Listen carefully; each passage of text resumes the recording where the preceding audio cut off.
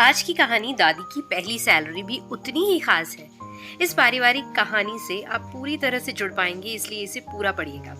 Vinod drawing room में बैठकर TV देख रहा था। मनीषा और सरला देवी दोनों किचन में थे। मनीषा बर्तन मांज रही थी, सरला देवी सुबह के नाश्ते की तैयारी में लगी थी।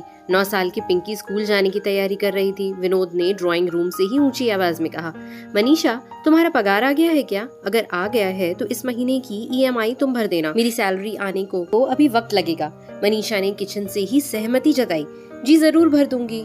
इस बातचीत से पिंकी के कान खड़े हो गए, क्योंकि कल ही तो उसके स्कूल में सैलरी के बारे में सबको समझाया गया था, जिसमें बताया गया था कि हर काम के लिए एक निश्चित रकम मिलती है जिसे सैलरी कहते हैं। इस बात की याद आते ही वह तुरंत किचन में दौड़ी।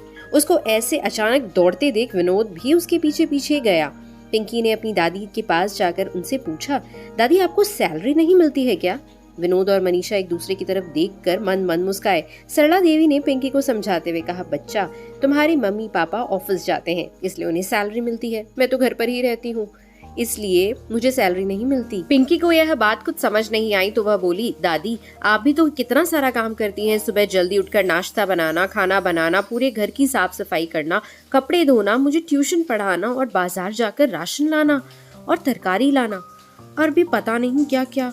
आपके इन्हीं सभी कामों की वजह से तो पापा और मम्मी निश्चिंत होकर काम पर जा पाते हैं और मैं भी स्कूल में अच्छे नंबरों से पास हो पाती हूँ। तो क्या इन कामों की कोई वैल्यू नहीं है? पिंकी की बातें सुनकर कुछ पलों के लिए सब शांत हो गए।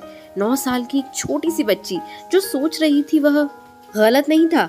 विनोद और मनीषा के पास इसका कोई जवाब नहीं था, मगर सरला देवी के पास था। वह बोली, किसने कहा मुझे सैलरी नहीं मिलती? मुझे पैसों के रूप में, कागजों के रूप में सैलरी नहीं मिलती, लेकिन मुझे जिस रूप में सैलरी मिलती है उसकी कीमत कोई आंक नहीं सकता। मैं घर की जिम्मेदारी संभालती हूँ तो मुझे तुम्हारी मम्मी एक दोस्त के रूप में मदद करती हैं। तुम्हारी मम्मी की दोस्ती मेरे लिए वह सैलरी है। मुझे पैसों की जरूरत होती है और मैं तुम्हारे पापा को बोलती हूँ तो बिना यह जाने कि मैं उनका क्या करूँगी वो मुझे झट से पैसे निकाल कर दे देते हैं। तुम्हारे पापा का यह विश्वास मेरी सैलरी है और तुम जो मुझे इतना प्यार करती हो, मेरे बारे में इतना सोचती हो, वह तो मेरा बोनस है। अब बताओ, क्या मुझे किसी से कम सैलरी मिलती है? दादी की बातें सुनकर पिंकी खुश होकर दादी के गले से लगते हुए बोली, अरे वाह दादी, आप तो बहुत अमीर हैं।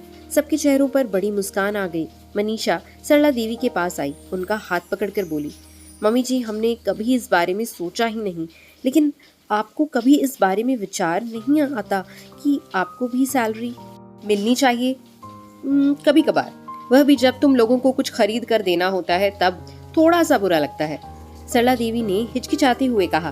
पिंकी बीच में ही बोल पड़ी, तभी तो मैं आपसे कह रही थी दादी आप ट्यूशन शुरू कर दीजिए। विनोद और मनीषा सरला देवी की तरफ देखने लगे। यह क्या माजरा है मम्मी? विनोद ने पूछा। अरे कुछ नहीं बेटा, ये पिंकी तो बस बातें बनाती है। सरला देवी ने बात को टालने की कोशिश की। नहीं पापा, मैं आपको पूरी बात बताती हूँ। मेरी फ्रेंड रिंकू है ना, उसकी मम्मी एक बार मुझसे पूछ रही थी कि तुम हमेशा क्लास में अव्वल आती हो, हर विषय में अच्छे मार्क्स आते हैं, तुम कौन सी ट्यूशन क्लास से ट्यूशन लेती हो? मुझे भी बताओ ताकि रिंकू को भी वहीं भेज सकूं।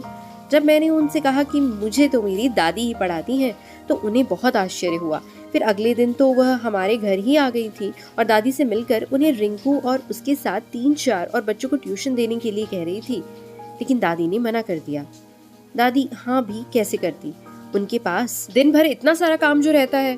पिंकी ने सारी बात खुलकर कही। विनोद बोला, अरे माँ आपको ट्यूशन पढ़ाना चाहिए, यह बात तो पक्की है कि आप पढ़ाती बहुत अच्छा है। देखिए मुझे भी तो आपने ही पढ़ाया था, उसी की बदौलत मैं इतनी अच्छी नौकरी पर हूँ आज। और रही बात घर के कामों की, तो हम उसके लिए एक काम वाली रख देंगे, आप अपना वक्त ट्यूशन पढ़ाने के लिए दीजिए।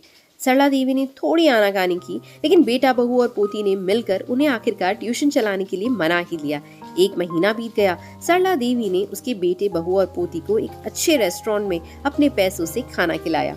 उस दिन सरला देवी की आंखों में रिश्तों की कमाई के साथ अपनी पहली कमाई की खुशी और संतोष चमक रहा था। दोस्तों, माना कि जीवन में पैसा ही सब कुछ नहीं होता, लेकिन थोड़ा सा पैसा जो अपनों के लिए खर्च किया जाए और उससे जो खुशी मिलती है उसकी बात ही कुछ और होती है। हमेशा की तरह इस थोड़ी सी इमोशनल और थोड़ी सी मोटिवेशनल हिंदी कहानी को पढ़ने के लिए आपका धन्यवाद। अगर आपको इस तरह की कहानियाँ पसंद है तो ज़रूर से हमें सब्सक्राइब करें, फॉलो करें, लाइक शेयर और कमेंट करना ना भूलें। Thank you for listening.